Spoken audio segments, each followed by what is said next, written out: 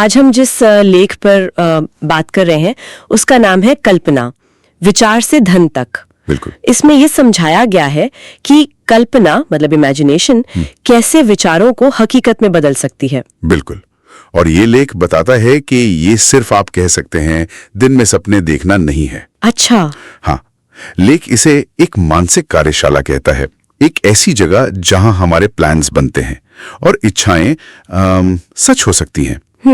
हम देखेंगे कि कैसे इस सोच की ताकत से मतलब बड़ी बड़ी चीजें हासिल की गई हैं। तो आज हमारी कोशिश रहेगी ये समझने की कि इस लेख के हिसाब से कल्पना काम कैसे करती है, इसके अलग अलग रूप क्या हैं, और हाँ, इसे पैसे और कामयाबी पाने के लिए कैसे इस्तेमाल किया जा सकता है। चलिए फिर शुरू करते हैं। तो ये मानसिक कार्यशाला वाली बात ये काफी दिलचस्प है। हाँ। लेख कहता है कि इंसान जो भी सोच सकता है वो कर भी सकता है। बिल्कुल। और उदाहरण भी देता है, जैसे पिछले 50 सालों की तरक्की, हवाई जहाज, अंतरिक्ष यान। हाँ, ये सब कल्पना की वजह से ही मुमकिन हुआ। सही कहा। और इसमें जो सबसे आकर्षक बात है वो ये कि लेख का तर्क है कि हमारी असली सीमा वो हमारी कल्पना को विकसित करने और इस्तेमाल करने की काबिलियत में ही है। मतलब हमने अभी इसकी पूरी क्षमता को इस्तेमाल करना शुरू भी नहीं किया है। हाँ, ऐसा ही लगता है, जैसे कोई अनदेखा खजाना हो जिसकी हमें पूरी कीमत पता ही नहीं। अच्छा, लेख में कल्पना के दो खास तरीकों का भी जिक्र है ना? जी हाँ, संश्लेषणात्मक और रचनात्मक। संश्लेषणात्मक ये वो है जिसमें पुराने आइडियाज, कॉन्सेप्ट्स को नए तरीकों से जोड़ा जाता है। बिल्कुल। जैसे मान लीजिए आपके पास पुराने विचार या जानकारी हैं और आप उसे मिलाकर कुछ नया बना रहे हैं। लेख कहता है कि ज्यादातर आविष्कारक इसी का इस्तेमाल करते हैं। अच्छा, और दूसरा रचनात्मक कल्पना। हाँ, रचनात्मक कल्पना ये थोड़ी अलग है। यहीं से अंतर्ज्ञान और प्रेरणा यानी इंस्पिरेशन आती है। इंस्पिरेशन मतलब बिल्कुल नए आइडियाज। हाँ जी, ये ऐसा है मानो हमारा सीमित मन किसी बड़ी अनंत समझ से जुड़ गया हो, और ये तब सबसे अच्छा काम करती है जब मन में कोई बहुत तीव्र इच्छा हो। और मजेदार बात यह है कि जैसे कसरत से मांसपेशियां मजबूत होती हैं, वैसे ही इस्तेमाल करने से ये कल्पना भी तेज होती जाती है। तो बड़े नेता, कलाकार, लेखक वो लोग इसे ज्यादा इस्तेमाल करते हैं अक्सर। हाँ, वे इस रचनात्मक क्षमता को विकसित करते हैं। तो इसका मतलब ये हुआ कि सिर्फ इच्छा रखना ही काफी नहीं है, पैसा कमाना हो या कुछ और हासिल करना हो। नहीं, बिल्कुल नहीं।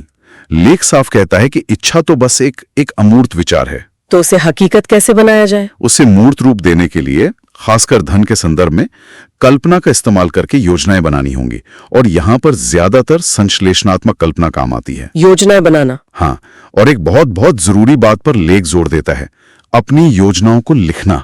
लिखना क्यों? क्योंकि जिस पल कोई अपनी इच्छा या उसे पाने का प्लान लिखता है, वो उस अनदेखे ख्याल को असलियत बनाने की तरफ क्या कहते हैं, पहला ठोस कदम उठाता है।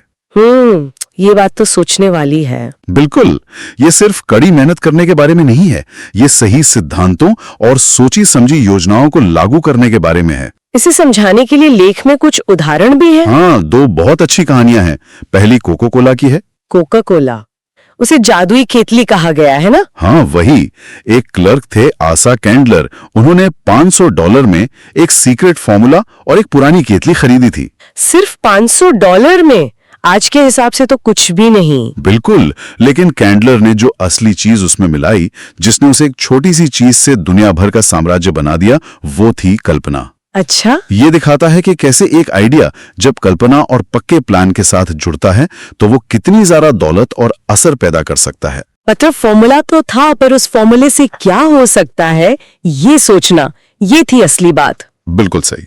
और दूसरी कहानी? हाँ, वो है डॉक्टर फ्रैंक डब्ल्यू गुंसोलिस की। उनको क्या चाहिए था? उन्हें एक खास तरह के कॉलेज के लिए $10 लाख चाहिए थे, और वो भी उस जमाने में। $10 लाख, बहुत बड़ी रकम। हाँ, 2 साल तक वो सिर्फ सोचते रहे।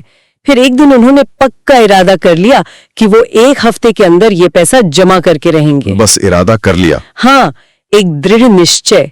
और कमाल देखिए, इस फैसले के सिर्फ 36 घंटे के अंदर। 36 घंटे? क्या हुआ? उन्होंने एक भाषण दिया जिसका विषय था, अगर मेरे पास $10 लाख होते तो मैं क्या करता।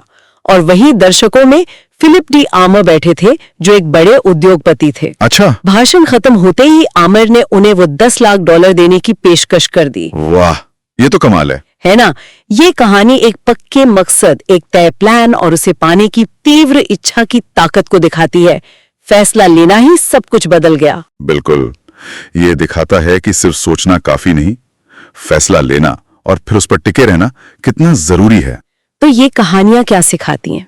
कि आइडियाज को सच में पैसे में बदला जा सकता है। हाँ, बिल्कुल, लेकिन शर्त यही है कि उनके पीछे पक्के प्लान और पक्के इरादे हों। लेख में एक और बात थी कि कभी-कभी आप चीज नहीं बल्कि सिर्फ आइडिया बेचते हैं। हाँ, जैसे एक उदाहरण था कि किसी प्रकाशक ने एक किताब का सिर्फ शीर्षक बदला और उसकी बिक्री लाखों में पहुंच गई।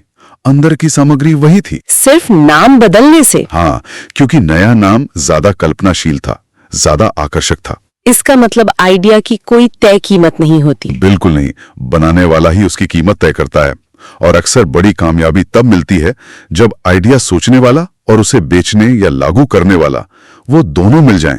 जैसे एंड्रू कार्नेगी के साथ हुआ था। मौके अक्सर यूं ही नहीं आ जाते, वो अक्सर जिद और एक तीव्र इच्छा के बाद ही दरवाजा खटखटाते हैं। तो अगर हम इस पूरी चर्चा को समेटें तो ये लेख क्या कह रहा है?